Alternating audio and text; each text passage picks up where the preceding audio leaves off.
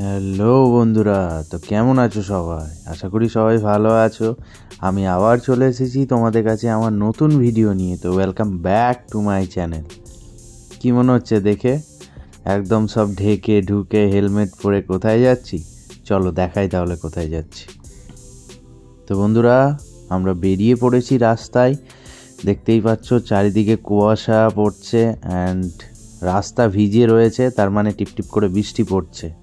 আর আমি দাঁড়িয়ে দাঁড়িয়ে বৃষ্টিতে ভিজছি, মানে একটা লেভেলের ঠান্ডা রয়েছে। আর ওই যে সামনে রয়েছে আমার বাহন, মানে আমার বাইক, যেটাতে করে আমি বেরিয়েছি আজ। বৃষ্টিও পড়ছে, তার সাথে কুয়াশা, তার সাথে একটা কনকনে ঠান্ডা। সেই ঠান্ডার মধ্যে আমি রাস্তায় বেরিয়েছি। তো চলো তাহলে আজকে দেখা যাক কোথায় যাই। আজকে আমরা যাচ্ছি বীরভূম জেলায় অবস্থিত বক্রেশ্বর উষ্ণ প্রসবন। তো চলো তাহলে যাওয়া যাক সেখানে। তোমরা ততক্ষণ জার্নিটা এনজয় করো আর আমি আমার বাইকের সাথে এনজয় করি। চলো তাহলে।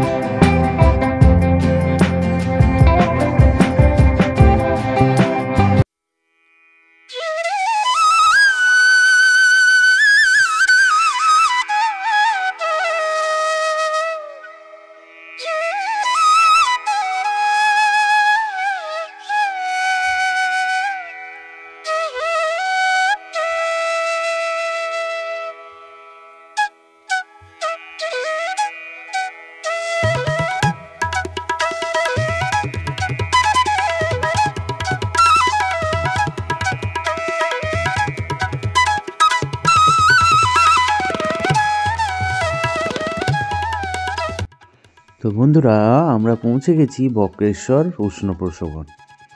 তোমরা দেখলে প্রথমটা কিছুটা। তো আমরা ফার্স্টে চলে যাব যেখানে উষ্ণ প্রসবন, মানে গরম জলের ঘাট। তোমরা দেখতেই পাচ্ছ যেখানে মানুষজন এসে আগে উষ্ণ জলে স্নান করে, দেন বাবার কাছে পুজো দিতে যায়। বাবা বলতে আমাদের মহাদেব। তো চলো তাহলে আমরা কুপনটা কেটে নিই। তো বন্ধুরা, আমরা কুপন কেটে নিয়েছি, এবার আমরা ভেতরে চলে যাব। তো এই যে দাদা রয়েছেন, ইনি আমাদের কুপনটা নিয়ে নিলেন। এখানকার নিয়ম হচ্ছে, একবার যদি আপনি ঢুকে যান কুপনটা আপনাকে দিয়ে দিতে হবে ওই দাদাকে। আবার যদি আপনি ভুলবশত বেরিয়ে যান, আবার ঢুকতে হলে আপনাকে কুপন কিনতে হবে।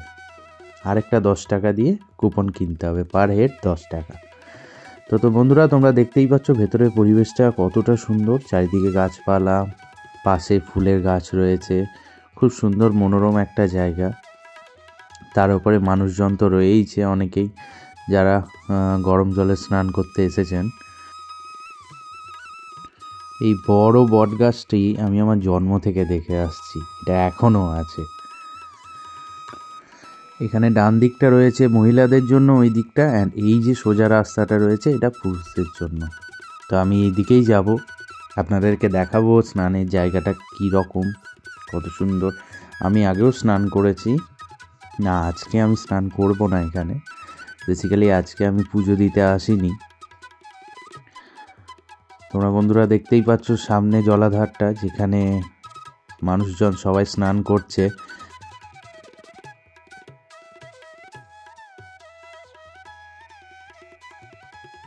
তো বন্ধুরা দেখতেই পাচ্ছ সবাই কত এনজয় করছে গরম জলের স্নানটা।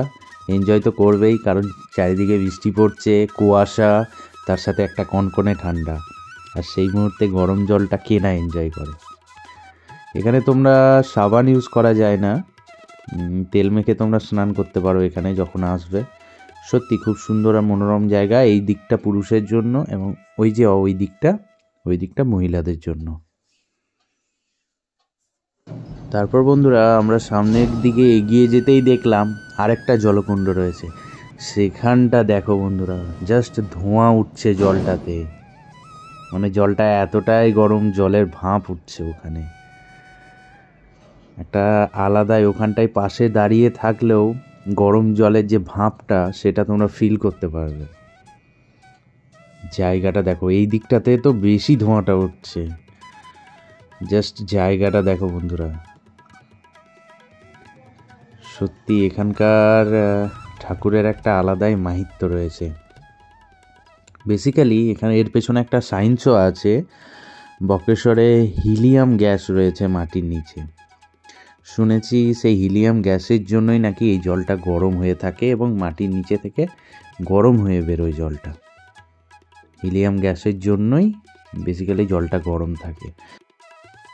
তোমরা বন্ধুরা দেখতেই পাচ্ছ এটার প্রাকৃতিক কারণ হচ্ছে, অ্যান্ড সায়েন্টিফিকও একটা কারণ রয়েছে, যেটা হচ্ছে হিলিয়াম গ্যাস, যেটা বক্রেশ্বরের মাটির নিচে রয়েছে, তার জন্যই জলটা গরম। বন্ধুরা আরেকটা জায়গা দেখলাম ঠিক ওই জলকুণ্ডটার পাশেই, এখানে জাস্ট জলটা ফুটছে, মানে এতটা জল এতটাই গরম, জলটা ফুটছে। সত্যি জায়গাটা অসাধারণ জায়গা। ঠাকুরের মাহিত্য তো রয়েইছে, তার সাথে সায়েন্টিফিক কারণও রয়েছে। সত্যি খুবই ভালো লাগছে জায়গাটায় গিয়ে। একটা দারুণ জায়গা, অসাধারণ জায়গা। অনেক মানুষজন এখানে চাল ফেলে দেখেছে ভাত হচ্ছে কিনা। ওই যে সাদা সাদা দেখতে পাচ্ছ ওইগুলো। অসাধারণ জায়গা।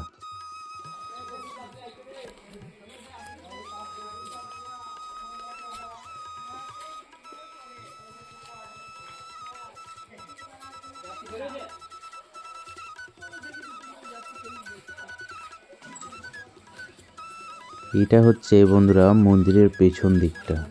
এই দিক দিয়েও মন্দিরে প্রবেশ করা যায়। তো চলো তাহলে আমরা মন্দিরের সামনের দিকটা থেকে প্রবেশ করব। তো বন্ধুরা তোমরা দেখতেই পাচ্ছ আমরা মন্দিরের সামনে দিয়ে প্রবেশ করছি। এখানে জুতো খুলে দেন ভেতরে প্রবেশ করতে হয়। এই সাইডে ডান দিকে যে ব্যারিকেডটা রয়েছে, এই দিক দিয়ে ভক্তরা পুজোর জন্য যায় সবাই লাইন দিয়ে। অনেক ভক্তই রয়েছে যারা পুজোর জন্য ঢুকছে। অ্যান্ড এখানে আরেকটা জলকুণ্ড, এখানেও আবার জলটা ফুটছে। সত্যি এখানে জায়গাটা অসাধারণ জায়গা।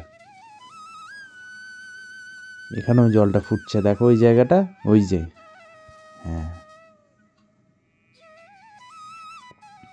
তো আমরা এবার সোজা চলে যাব। এখানে লাইন দিয়ে অনেকেই পুজো দিচ্ছে। এই জায়গাটার সাথে আমার একটা স্মৃতি জড়িয়ে আছে। স্মৃতি মানে সেটা সারা জীবন ভোলা যাবে না, সেরকম একটা স্মৃতি। তো চলো তাহলে ভেতরে গিয়ে তোমাদের সাথে শেয়ার করব। যারা যারা পুজো করতে যাচ্ছে তারা সব এই দরজা দিয়ে প্রবেশ করছে। বন্ধুরা তোমরা শুনতেই পাচ্ছ ভেতরে পুজো হচ্ছে। ওই যে ভেতরে বাবা বিরাজ করছেন, সবাই লাইন দিয়ে ঢুকে ওখানে পুজো দেবে। এবার আমি বলবো যে স্মৃতিটার কথা বলছিলাম, যে এটা আমার সারা জীবন মনে থাকবে। এটা ঠিক এই জায়গাটাতেই আমার পৈতে হয়েছিল। হ্যাঁ, ওপরের এই জায়গাটাতে আমার পৈতে হয়েছিল ছোটোবেলায়। অ্যান্ড তার পাশে যে জায়গাটা রয়েছে এখানটাতে আমার মাথা ন্যাড়া হয়েছিল। তাই সারা জীবন মনে থাকবে। ওখানটাতে মাথা নেড়া হয়েছিল, কান ফুটো করা হয়েছিল। সত্যি ছোটোবেলাকার কথা মনে পড়ে গেল, সেই ছোট্টবেলায় পৈতের টাইম। তারপর বন্ধুরা আমরা দেখতে পেলাম তার ঠিক পাশেই মা দুর্গা বিরাজ করছেন এখানে। সেখানেও সবাই পুজো দিচ্ছে, প্রণাম করছে।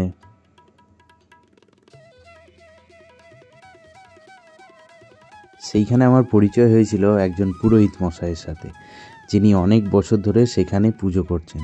তো চলো তাহলে ওনার কাছ থেকে শুনে নিই এখানকার ইতিহাস। দাদা আপনার নাম? আমার নাম হচ্ছে বিনয় কুমার আচার্য। একটু জোরে আমি বক্রেশ্বরের সেবাই। আচ্ছা। এখানে বক্রেশ্বরের আপনার অ্যাকচুয়ালি হচ্ছে অষ্টবক্ষ মুনি, পিতার অভিশাপে 8 অঙ্গ বেঁকা হয়েছিল। ওনার পিতা যজ্ঞ পাঠ করছিলেন, সেই যজ্ঞের মন্ত্রের ভুল ধরেছিল। তখন অষ্টবক্ষ মুনি বিরাট পণ্ডিত ছিলেন, তার পিতা তখন তাকে অভিশাপ দিয়েছিল যে তোমার এত বড় ক্ষমতা, আমার মন্ত্রের ভুল ধরলে তুমি যখন জন্ম নেবে তোমার অষ্টাঙ্গ বেঁকা হবে। সেই অষ্টবক্ষ উনি তপস্যা করেছিলেন, 60,000 বছর তপস্যা করেছিলেন। তপস্যার ফলে বক্রেশ্বর বাবাকে পান। নিচে আছে মহাদেব আর উপরে আছে ভক্ত। ভক্তকে বড় করে ভগবান ছোট, সেই অনুসারে বক্রেশ্বরের নাম হয় বক্রেশ্বর। তারপরে সতীপীঠ, বীরভূমে 5টা পীঠস্থান। তারাপীঠ কোনো পীঠস্থান নয়, তারাপীঠ হচ্ছে সিদ্ধপীঠ। আর বক্রেশ্বরে মা দুর্গা রূপে আছে, সব পীঠস্থানে দেখবেন কালী রূপে আছে। এখানে মায়ের দুই গুরু মাঝখান মন করেছিল, ওই জন্য নাম হয়েছে বক্রেশ্বরের মনপ্পাত দেবী মহিষমর্দিনী। মাকে মনে মনে যে যেটা কামনা করে মা সেটা পূর্ণ করে। আর যে কোনো পীঠস্থানে দেখবেন একজন ভৈরব থাকে, কাশীতে যেমন কাল ভৈরব, বক্রেশ্বরে বটুকনাথ ভৈরব। বটুকনাথ ভৈরব এই ধামকে রক্ষা করে। পীঠস্থান থাকলে একজন ভৈরব থাকে। এই হচ্ছে এখানকার ইতিহাস। তাছাড়া 7টা গরম জলের কুণ্ড আছে, 7টা প্রস্রবণে আমাদের কথিত আছে ঋষি অষ্টবক্ষ মুনি 8টা কুণ্ডুতে স্নান করে অষ্টাঙ্গ বেঁকা হয়েছিল এবং তিনি তপস্যা করেছিলেন। সেই জন্যে ওই গরম জলে স্নান করলে বাত, ব্যথা, চর্মরোগ সব কিছু ভালো হয়। আর এখানে আছে বক্রেশ্বর মহাশ্মশান। সেই শ্মশানে আপনার প্রতিদিন একটা না একটা মরা আসতেই হবে, তবে বাবার ভোগ হবে। কারণ বাবার ভোগ আগে চাপবে না যতক্ষণ পর্যন্ত শবদাহ না হয়। এখানকার হচ্ছে এই ইতিহাস, এই হচ্ছে বক্রেশ্বরের কাহিনী। দাদা আপনি কত বছর ধরে এখানে পুজো করছেন? আমি এখানে আপনার মোটামুটি 20 বছর। 20 বছর আছে। আপনার নাম? আমার নাম হচ্ছে বিনয় কুমার আচার্য। এখানে আপনার এখানেই বাড়ি? হ্যাঁ, আমরা ইন্দ্রন, এখানে 7 পুরুষ আছি। 7 পুরুষ আছে, মানে আপনি পূর্বপুরুষ থেকে এখানে পুজো করে আসছেন, তাই তো? আর আপনি এখানে 20 বছর পুজো করছেন? হ্যাঁ। দাদা আপনার সাথে পরিচয় হয়ে খুব ভালো লাগলো। ঠিক আছে, ভালো থাকবেন বাবার কৃপায়। অবশ্যই দাদা আপনার ফোন নাম্বারটা বলুন, কেউ যদি 9434 আবার 948883, যদি কেউ আসে পাঠিয়ে দেবেন। ওকে, কেউ যদি আসেন এনার সাথে এই নাম্বারে যোগাযোগ করলে আমাকে পেয়ে যাবে। দরকার হলে বাবার ভোগ খাওয়াবো, সব কিছু করাবো। তো বন্ধুরা তোমরা শুনলে বক্রেশ্বরের ইতিহাস। আমারও কিছুটা জানা ছিল, পুরোটা আমিও জানতাম না। অ্যান্ড কিছুটা পুরোহিত মশাইয়ের কাছে আমি শুনলাম। তো অবশ্যই যেন তোমরা আসবে অ্যান্ড ওনার নাম্বারের সাথে যোগাযোগ করে ওনার সাথে কন্ট্যাক্ট করবে অ্যান্ড পুজো দেবে। উনি আপনাদের পুজো এবং ভোগ খাওয়ানোরও ব্যবস্থা করবেন। বন্ধুরা এখানে ওই ডান দিকের রাস্তাটা চলে যাচ্ছে মন্দিরের, এবং বাঁ দিকে যে রাস্তাটা রয়েছে এটা চলে যাচ্ছে বক্রেশ্বর মহাশ্মশান। এটা ঢোকার আরও অন্য দিকেও রাস্তা আছে, এই দিকেও যাওয়া যায়।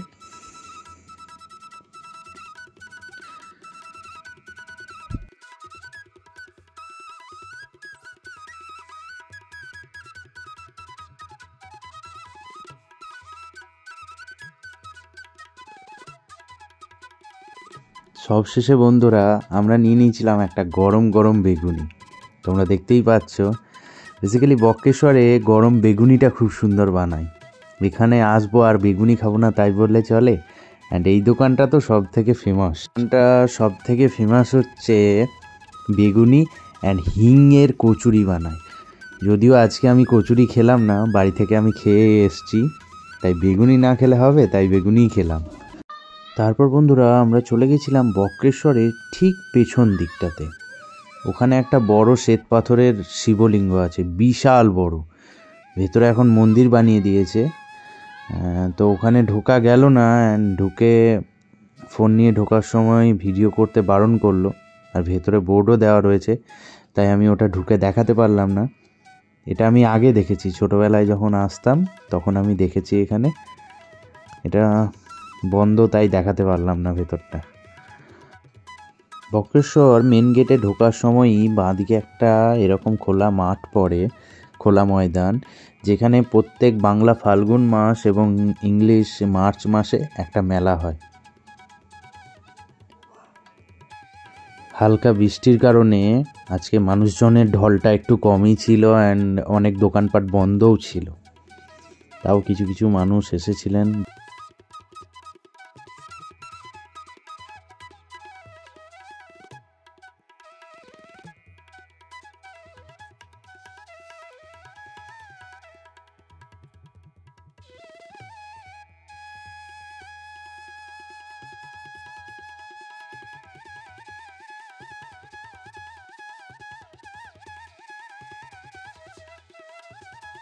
তো বন্ধুরা, ঘোরাফেরা শেষ করে এখন আমরা রয়েছি বাড়ির রাস্তায়। দেখতেই পাচ্ছ বৃষ্টি পড়ছে অ্যান্ড চারিদিকে কুয়াশায় ঢাকা। তো বন্ধুরা, আজকের মতো ভিডিও এখানেই শেষ করছি। ভিডিওটি কেমন লাগলো অবশ্যই যেন কমেন্ট করে জানাবে, অ্যান্ড লাইক অ্যান্ড শেয়ার করবে ভিডিওটা। আর অবশ্যই যদি তোমরা আমার চ্যানেলে নতুন হও, চ্যানেলটিকে সাবস্ক্রাইব করে বেল নোটিফিকেশানটি অন করে দেবে। তো আজকের ভিডিও এখানেই শেষ করছি, দেখা হচ্ছে আবার নেক্সট ভিডিওতে। ততক্ষণ তোমরা ভালো থাকো, সুস্থ থাকো অ্যান্ড দেখতে থাকো আমার চ্যানেল বেঙ্গলিজ বোনফায়ার। তো চলো, টাটা সবাইকে, লাভ ইউ অল।